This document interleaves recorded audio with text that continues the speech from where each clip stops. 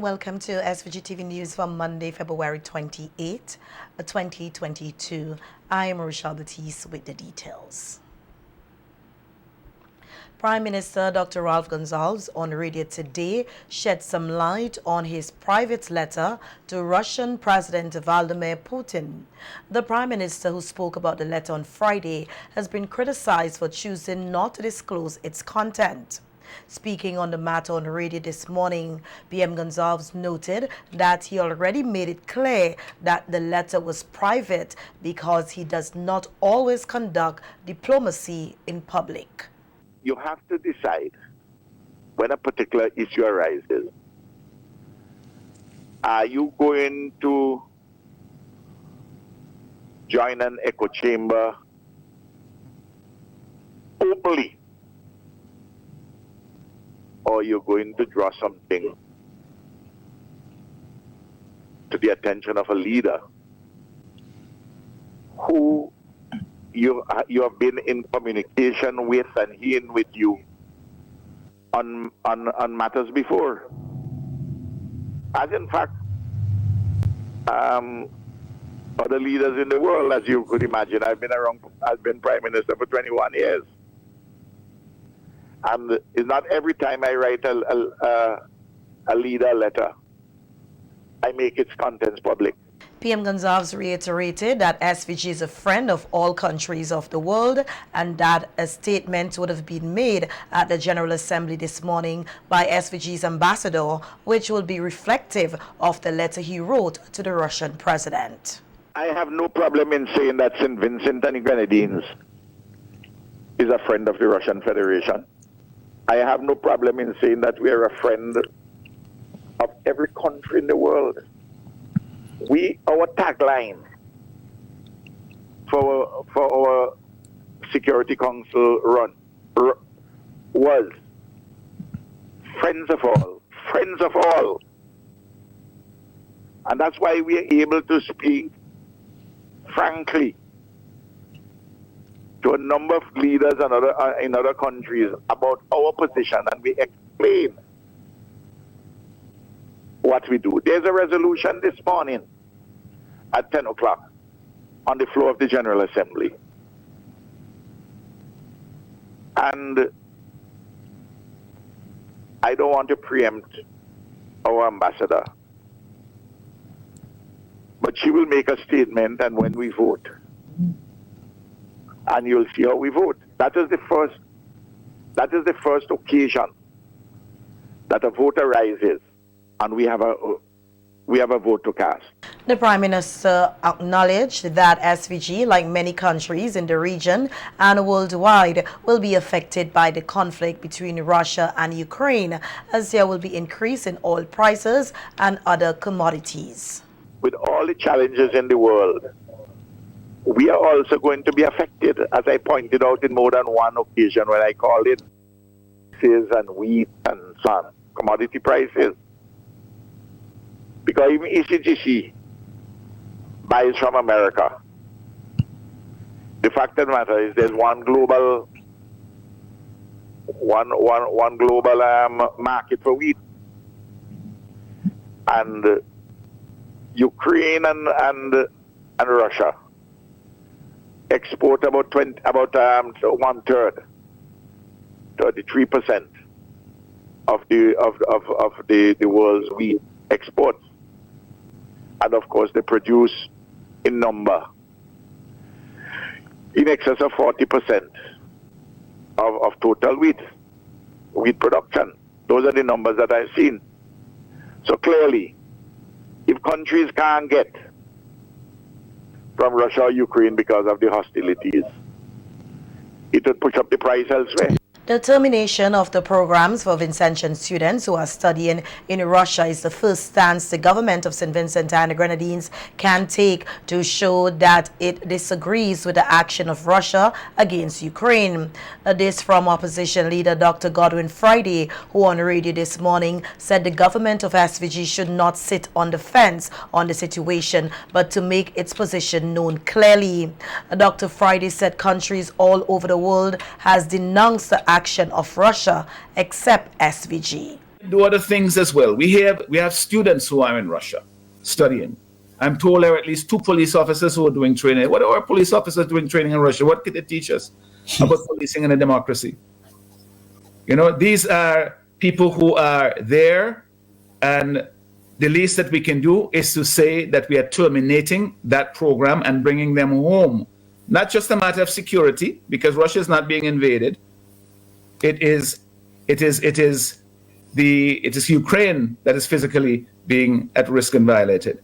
But nevertheless, our people who are studying in those countries, to say that we are terminating those programs and calling them home is a stance that we can send a message and say, you can't do what you're doing in Ukraine and expect business as usual or expect relationships as usual. Other companies have been doing it. Countries have, that European countries all around the world, major economies have been imposing sanctions. Those can have significant effect. The opposition leader used the opportunity to condemn the attack Russia is perpetrating against a sovereign state. On behalf of the people of St. Vincent and the Grenadines, we are a democratic country. We're a small country. We can't influence in a military way the affairs of international community. Not even the sanctions that we can impose will have any serious impact, but they will have symbolic value.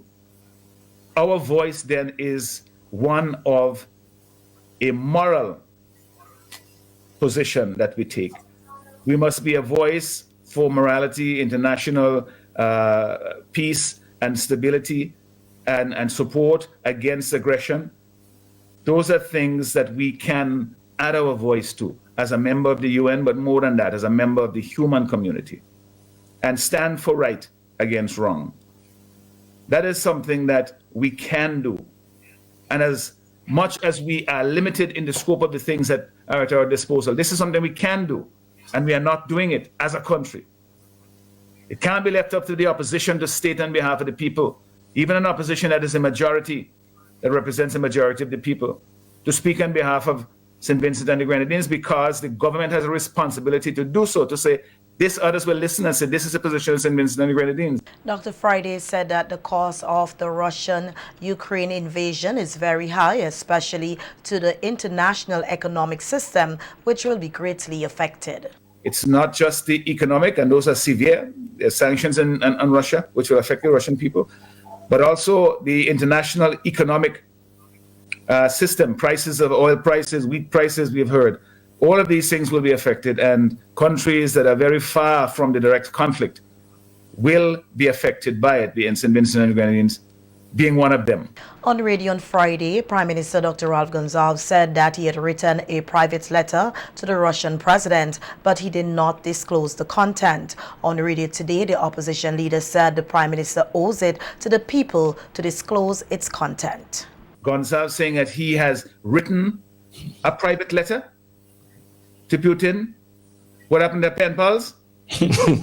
I mean, this is so ridiculous. This is something that requires a statement from the country, not exchange of letters between individual leaders. People want to hear what our stance is. They don't want Putin to know alone what our stance is. The world wants to know what St. Vincent and the Grenadines. Our Caribbean neighbors want to know where we stand on this. And most of all, the people of St. Vincent and the Grenadines want to know where our government and people stand on this, because it affects our reputation in the world. It affects our interests in the world. And as we have pointed out, particularly Major has done this repeatedly, it has implications for service men and women who are serving in militaries in the United Kingdom, in the United States, part of NATO forces, who may be deployed or will have been deployed, and these are put in harm's way. And so we have a direct interest in saying that this conflict, that the violence, the invasion must stop. In other news, Taiwan's ambassador to SVG, His Excellency Peter Shaling Lang, on Friday, February 25, 2022, handed over 150 sets of tablets to the government of SVG. Deputy Prime Minister and Minister of Transport and Works Montgomery Daniel and Minister of Education Curtis King, who recently assumed the chairmanship of the OECS Education Ministers, attended Friday's handed over ceremony on behalf of the government of SVG. A news release said the donation is particularly meaningful because it is in accordance with the policy direction set by OECS Education Ministers meeting and is also essential to Vincentian students who had difficulty accessing online resources. Deputy Prime Minister Montgomery Daniel expressed gratitude for SVG's friendship with Taiwan, pointing out that the donation from Seiko Company shows that Taiwanese people stand with the people of St. Vincent and the Grenadines when facing natural disasters. Minister Daniel explained that the 150 tablets will equip students to participate in online instructions. Minister King also expressed his gratitude to Taiwan Seiko Company and for the continuous support from Taiwan government to education in SVG, including the bursaries and scholarships granted to primary and secondary school students. Taiwan also provides scholarships for Vincentians to pursue higher education so that they can contribute to the development of the country. Minister King used the opportunity to call for qualified Vincentians to apply for the Taiwan scholarships before the end of March this year. Taiwan and SVG established diplomatic relations for over 40 years, during which time more than 200 Vincentians have been awarded Taiwan scholarships and more than 11,000 local students from disadvantaged families were awarded bursaries and scholarships. Taiwan government also carried out many projects to improve local schools infrastructure and maintenance and has assisted in many more developments in SVG. With the hospitality industry opening up slowly from a 2-year lull due to the COVID-19 pandemic, the industry is now said to be lacking trained professionals, with international operators requesting hotels to have fully vaccinated staff. Hotels in SVG, like many countries in the region, have suffered a great loss as a number of highly skilled and trained staff refuse to be vaccinated and have left their jobs. President of the SVG Hotel and Tourism Association, Kim Halbish,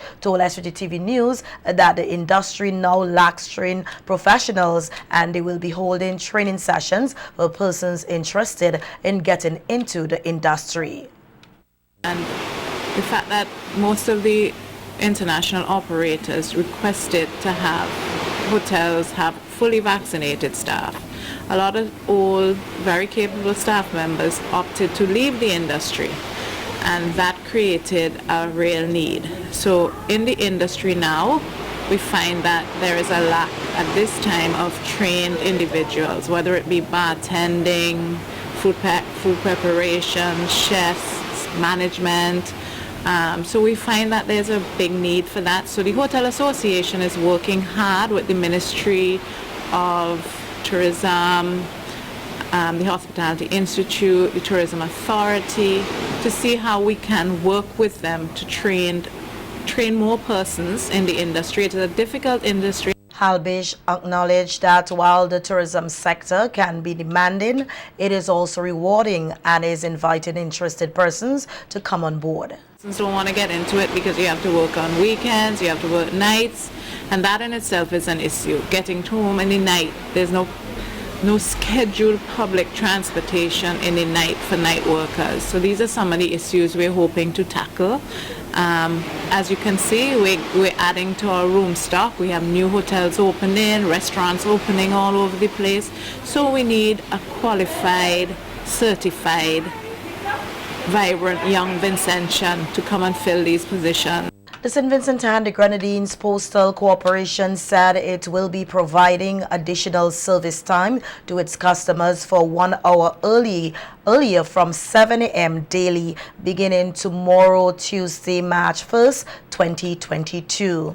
The SVG Postal Corporation said the upgrade is to cater to its many loyal customers who arrive into Kingston early in the morning before the traditional business opening hour of 8 a.m.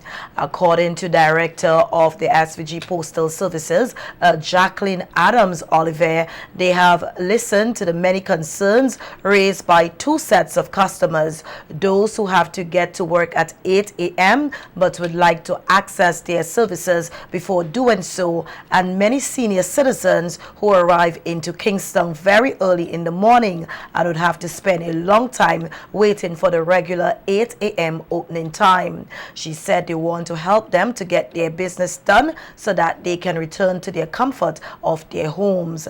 The SVG Postal Corporation said all of the SVG Post counter services, which include letter mail, bill payment, and remittance transfers, will be available at the new operating time at the head office in Kingston.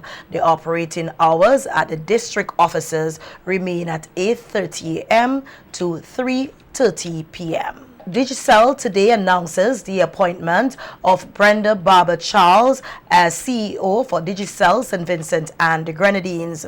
A news release from the company says Barbara Charles has been a member of the Digicel family since 2002, working in a range of roles spanning sales, customer experience, commercial, and marketing. During her time with the company, she has worked in St. Vincent and the Grenadines and St. Lucia, and this breadth of experience has given her a deep understanding of Digicel ethos and approach to serving customers. Prior to this new position, Barbara Charles served as head of consumer sales and services.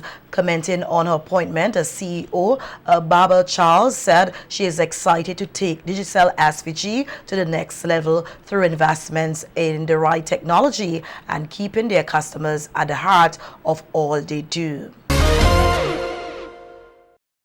Active COVID-19 cases in SVG have fallen to its lowest in months, with 30, and no new PCR or rapid antigen cases were recorded for the reporting period Sunday, February 27, 2022. Hospitalization has also fallen significantly, with only one unvaccinated person currently hospitalized. The death toll remains at 106. To date, 67,403 vaccines have been administered on island, with 3,063 boosters. In other news, Vilma Williams and 3 children are now homeless after fire destroyed a rented 2-bedroom dwelling home in South Rivers on Sunday. Fire Chief Superintendent of Police Joel James told SVG-TV News that the cause of the damage is not known at this time, and used the opportunity to urge persons to be more careful with their daily activities. He said persons should desist from leaving electrical appliances plugged in unattended. Persons should be more careful when it comes to the use of electrical appliances and equipment, not to leave them plugged in to electricity unattended, especially when they are absent from their homes. I had a situation down at Chanty some time ago where a workshop was burnt and all the tools in that workshop were burnt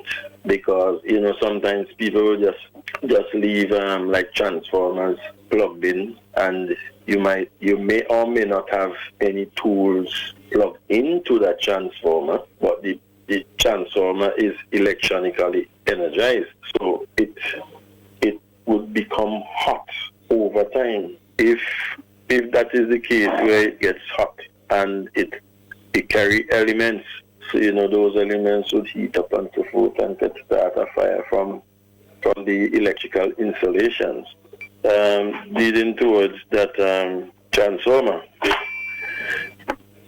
So that would be the case, you know, where we could have a fire starting there. SOP James is also strongly appealing to persons to stop the practice of burning garbage and other materials close to their homes or in residential areas, and not to burn dry bushes in this dry season. We want to make an appeal, a serious appeal to persons who are lighting fires, to clean up land in close proximity of persons' houses and within communities. The smoke would always affect persons, and the embers, which would be the burnt fuel. And when I speak of fuel, I speak of the combustibles which would be involved. The embers would be flying. They can fly into someone's house through their window or door, and they can land on another combustible material like bedding and such like, or chair, cushion, and that can create an ignition and burn that house. You're aware of that as well. A number of persons have been lighting fires to clear lands in communities as well, and they believe that they have all right to do that. Well, as long as you do that and persons complain, which means you are creating a public nuisance in the community. And local psychologist Adrian Games Mohes is encouraging Vincentians to have a growth mindset for this new year. Speaking on NBC Radio Face-to-Face program this morning, Games Mohes said that having a mindset for growth is important so that one can move forward in life with change. And I want to encourage listeners that growth, it takes trust in yourself. It takes also making that effort to move. So if you're in a space where you're stuck, dig deep with that and seek the resources available around you. Even if they're not internally in country, there are a lot of resources outside that you can tap into as well. So don't think of yourself as an island. Think of yourself existing within a space, and I have the resources internally to move in this space, but there are resources outside that I can tap into. I just have to find the appropriate ones that suit my needs. So I want to encourage people to continue to believe in themselves and to also continue to seek success and growth in your life. A growth mindset is the belief that skills and intelligence can be improved with effort and persistence. Games Mohes said people with a growth mindset embrace challenges, stay resilient in the face of difficulties, learn from constructive criticism, and seek out inspiration in others' success. It's a quick fix. It takes a lot sometimes to take yourself from one space to the next, but it's really about movement and being aware of that process. And why the growth mindset is so important, because sometimes you can stay stuck in a routine that isn't serving you, and then you have to look at your developmental stage as a human being. So when we were children, there are certain things that served us as children, but as we grow and naturally and as we adapt, if the mindset doesn't change, then it makes us unable to really cultivate or adapt to the change in the environment that age brings with it. So nobody expects a person at a particular age to be doing certain things, and what happens, it creates a conflict or internal conflict, because your body is going into one space because of that internal drive or that natural mechanism for growth.